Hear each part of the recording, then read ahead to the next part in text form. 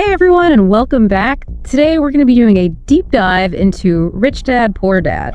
Yeah, this is a classic. It is a classic. You know, we've gotten so many requests from you guys to cover this one. This is one that really started it all for a lot of people. Yeah, definitely a lot of people's introduction into personal finance and thinking differently about money. Absolutely. And it's aged pretty well, I think it has too. especially those core concepts. Yeah, so we have some excerpts here from you guys. Yeah, let's jump into it. Let's dive in. So the whole premise of the book is Kiyosaki talking about growing up with two dads. Right, his biological dad and then his best friend's dad. And he calls them poor dad and rich dad. Yeah, and it's interesting how he uses those terms because his poor dad was actually very well educated, Yeah, he had a PhD. but he just struggled financially Always. his whole life. Yeah. And so he contrasts that with his rich dad, who was a self-made entrepreneur.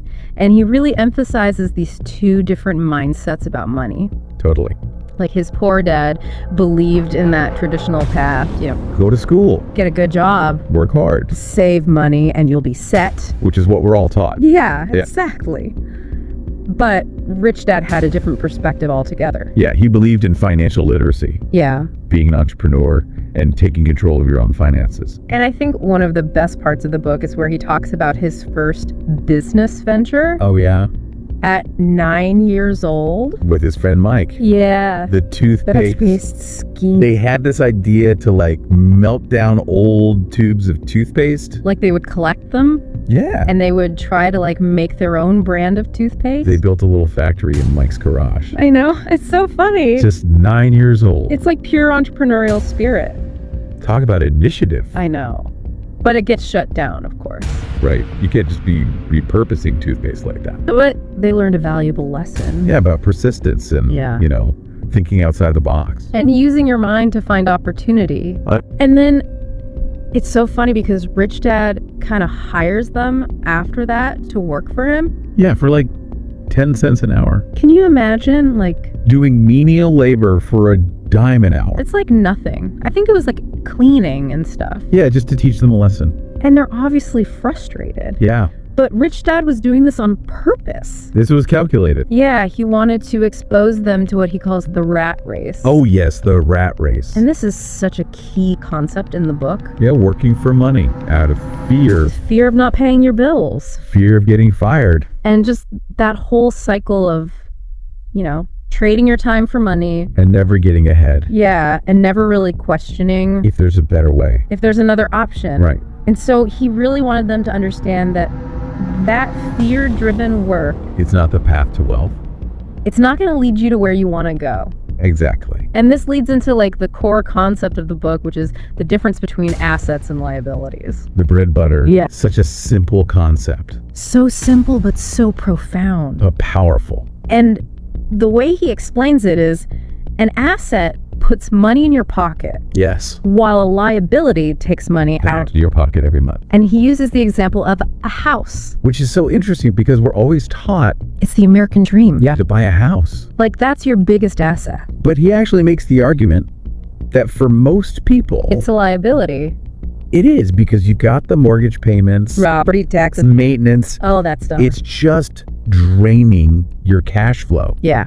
every single month. And it's not just the money going out. Right. It's the opportunity cost. Yeah. All that money that's tied up in your house Could be invested. in things that are actually generating income. Yeah, making your money work for you. Right. So it really makes you question that traditional definition of an asset. It definitely challenges conventional wisdom. It does. So then what are some examples of actual assets, according to Kiyosaki? Well, he talks about businesses that generate income, stocks that pay dividends, Yeah. intellectual property that you can license or sell. Okay.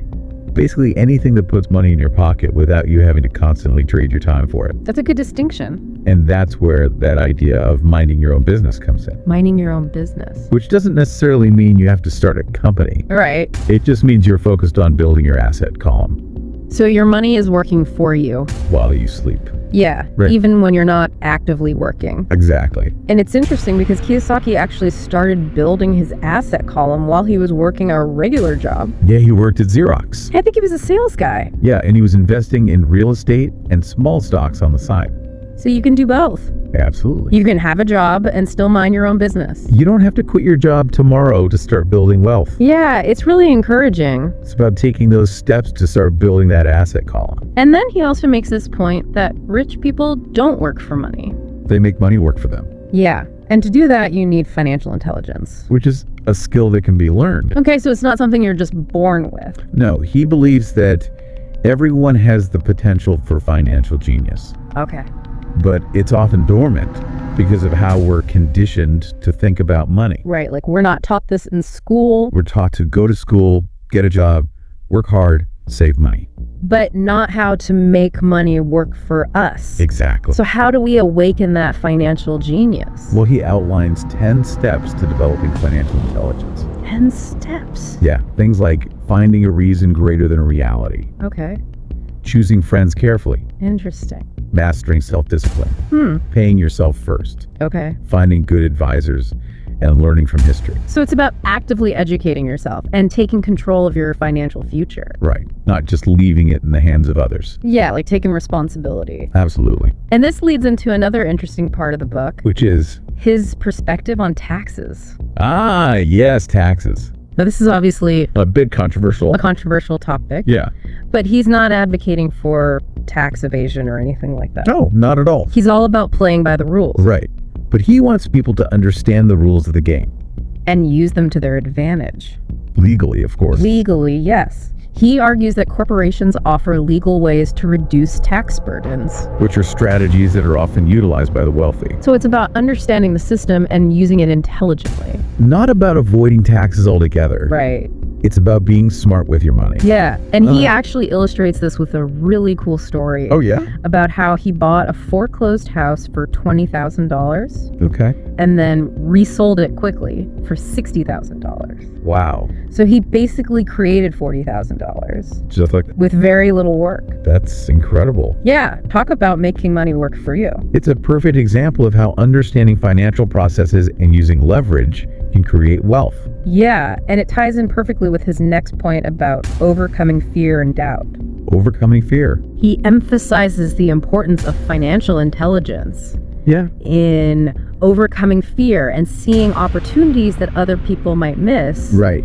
because they're so afraid. And he tells this great story about a friend named Richard Oh, yeah, Richard. who backed out of a fantastic real estate deal. Because his neighbor told him it was a bad idea. Yeah, just because of some uninformed opinion. And he missed out on a huge opportunity. It just shows how crucial it is to trust your own knowledge and judgment. And not let fear hold you back. Absolutely. Kiyosaki really attributes a lot of his success to constantly learning. Yeah, always seeking to expand his understanding of money and investing. So it's about investing in your financial education, Knowledge is power.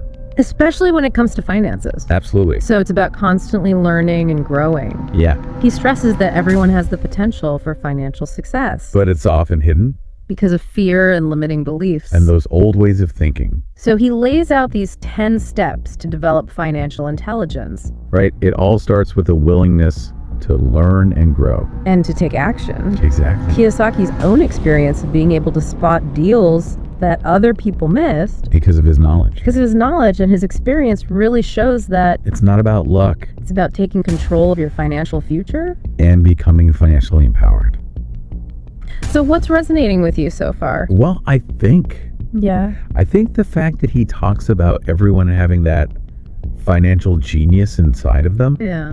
I think that's really powerful. He's very empowering. It's not about, being born with some special talent. Yeah. It's about unlearning all those limiting beliefs. Right. And he doesn't just tell you like what to do. He gives you a roadmap. Yeah, he lays out a roadmap in the last part of the book. You got to take action. You have to take action. It's not enough to just understand the concepts. Right. You have to actually apply them. He's all about putting that knowledge into practice. Yeah. Stop doing what isn't working. Yeah. Look for new ideas. Make offers. Don't be afraid to make offers. Exactly. Even if you think they're going to get rejected. You never know. He even says, like, look for a formula. Oh, yeah. He's big on that. He's like, read how-to books. Yeah. Find experts who have already accomplished what you want to accomplish. Yeah, learn from them. He actually talks about going to the bookstore and looking for books on things he knows nothing about, It's so funny. like beekeeping or whatever. Just to see if he can find a formula. Like a formula for success. Like a hidden gem. Yeah, exactly. But it's not enough to just like learn the information. You got to do something with it. You have to apply it. Knowledge without action is useless. He says action always beats inaction. It's better to try and fail than to never try at all. And he tells this funny story about his friend who wanted to learn how to buy apartment buildings. Oh, yeah. What did he do? And he told her, like, you need to make an offer on every single property we look at. Oh, wow. Even if it's like half the asking price. Bold move. Oh. I bet her real estate agent loved that. He was like mortified. I can imagine. But his point is, you never know. What a seller is willing to accept. Until you ask. Yeah, so many people are too afraid of rejection. They don't even try. And they miss out on deals. So don't be afraid to put yourself out there. Exactly. The worst they can say is no. And you might be surprised. How many people are willing to negotiate? Absolutely. So it's about being proactive. And persistent. Don't wait for opportunities to just fall into your lap. Go out there and create them. So if we were like summarize the core message of Rich Dad, Poor Dad, what would it be? It's about building wealth through financial intelligence. Taking action. And mastering the mental game of money.